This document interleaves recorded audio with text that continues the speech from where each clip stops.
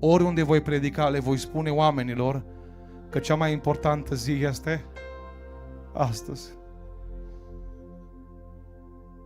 Cea mai importantă zi e înainte să faci atac cerebral. Cea mai importantă zi e înainte să faci infart. Cea mai importantă zi e acum. De aceea o să vă rog pe toți să vă ridicați în picioare.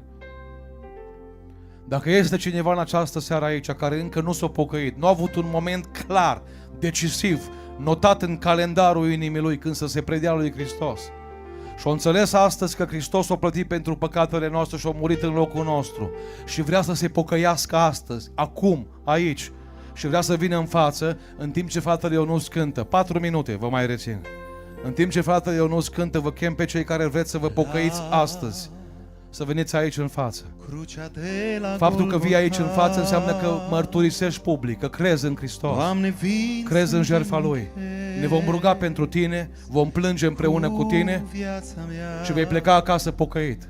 Nu te chemăm la o religie, nu te chemăm să faci donații, nu te chemăm să-ți plătești mântuirea, că nu poți să o plătești. Te chem să vii aici în față și să spui: de astăzi vreau să fiu eliberat de vicii, de păcate, de mizerie.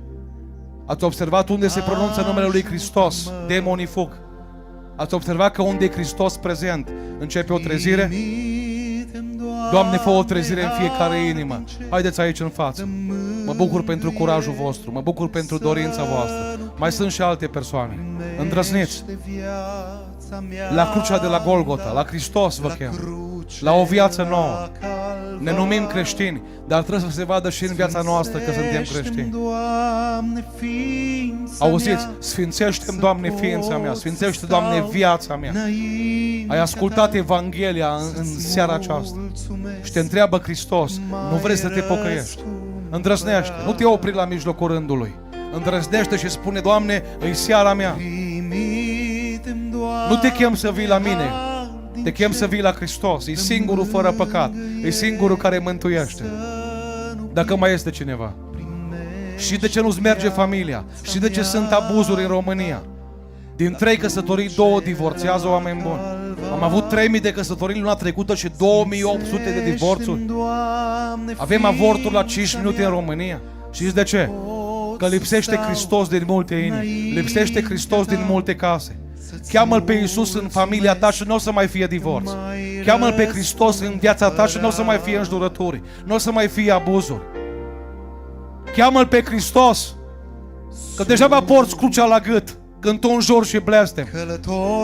Vino astăzi la crucea lui Hristos și spune: Doamne, vreau să mă predau Ție, vreau să încep o viață nouă, vreau să fac voia Ta, vreau să trăiesc pentru cer, vreau să trăiesc pentru o viață sfântă.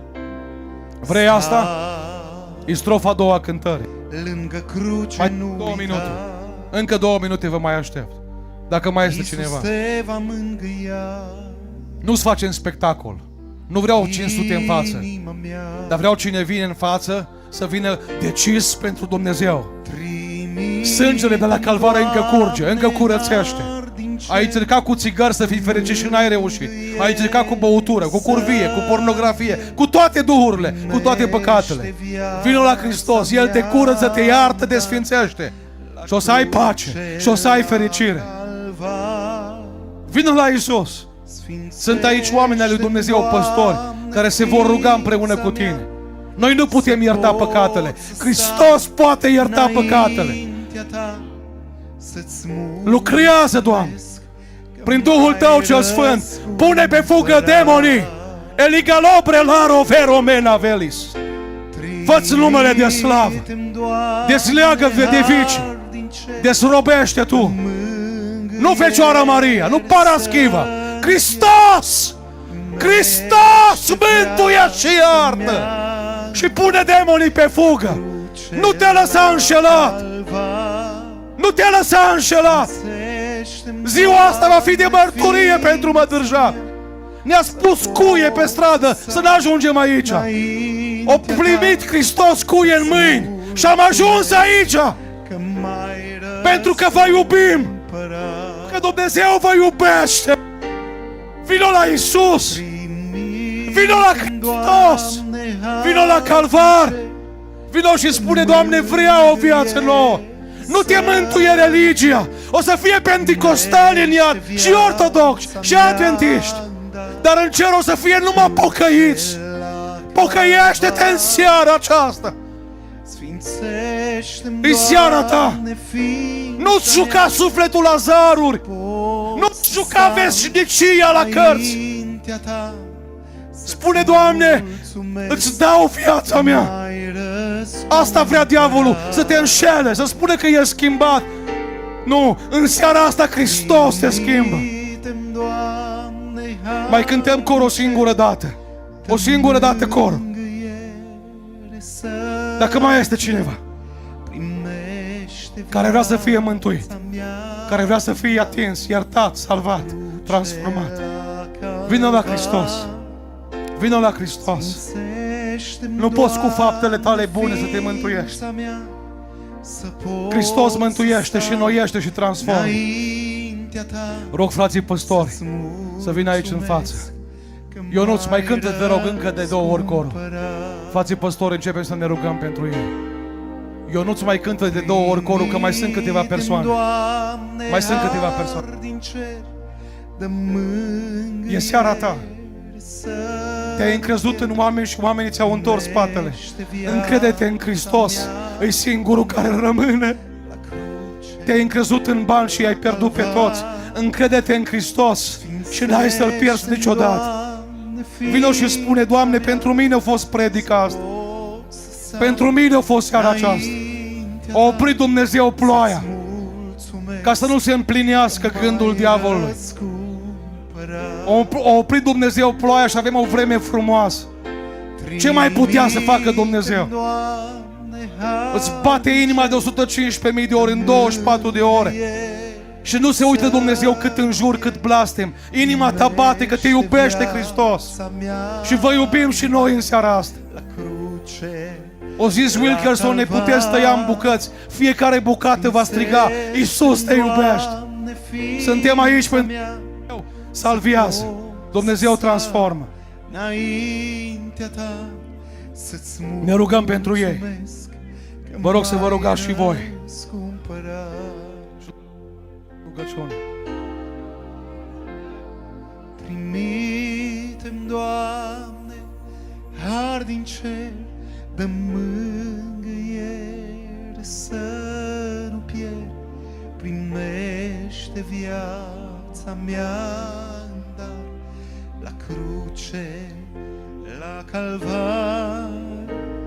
Sfințește-mi, Doamne, ființa mea, să pot să stau înaintea Ta, să-ți mulțumesc că m-ai răscumpărat.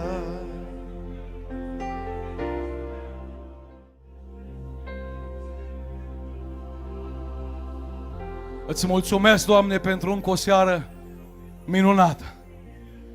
Îți mulțumesc că încă o dată sângele lui Hristos de la Calvar a avut putere să ierte, să transforme și să schimbe. Îți mulțumesc, Tată Sfânt din ceruri, că într-o țară idolatră ai mai trimis cuvântul Evangheliei și prin Hristos și prin Biblie ne chem la pocăință. Te laud pentru cele câteva zeci de persoane care au venit în față. Te rog din toată inima să nu fie doar un moment, doar o emoție. Te rog din toată inima să fie întoarcerea vieții lor spre Tine. Te rog să le dai eliberare de orice influență demonică. Te rog să le dai, Doamne, iertare de orice păcat și de orice viciu. În numele Fiului Tău de la Calvar, Tată Sfânt, te rog de astăzi să-i ajut să te reprezinte pe Tine cu integritate, cu o viață sfântă, cu o viață schimbată. Și cei care i-au cunoscut până astăzi să poată să spună, vedem o schimbare autentică în ei. Îți mulțumesc că iubești Mădârjacul. Îți mulțumesc că iubești oamenii de aici. Îți mulțumesc din toată inima pentru păstorii de aici, pentru preoți, pentru primari. Îți mulțumesc pentru fiecare suflet. Te rog să faci o trezire în acest loc. Doamne, binecuvintează fiecare suflet prezent. Pe oricine a greșit într-un fel sau altul, sau a venit cu alte intenții, dă-le iertare, dă-le pocăință, arată-le la toți că iubești. Te laud și îți mulțumesc că ne-ai vorbit fiecăruia. Fă ca această seară să nu fie de mărturie, să fie de mântuire pentru noi toți. Îți mulțumesc pentru toate și vreau numele Tău să fie glorificat. Vină cu noi la casele noastre. Dă-ne putere să trăim pocăința pe stradă, în casă, la fabrică și oriunde suntem. Să se vadă că avem o viață nouă. Îți mulțumesc pentru tot ce ai făcut pentru noi. Rămâi cu noi și noi în veci. Amin. Amin. Glorificat să fie Domnul! O să vă invit cu multă prețuire să ocupați locurile. Cei de aici mai rămâneți 2 minute în față să primiți o Biblie pe care vă rog să o citiți, începând cu Evanghelia după Ioan, Noul Testament, cea mai ușoară Evanghelie de înțeles. Dumnezeu să vă binecuvinteze!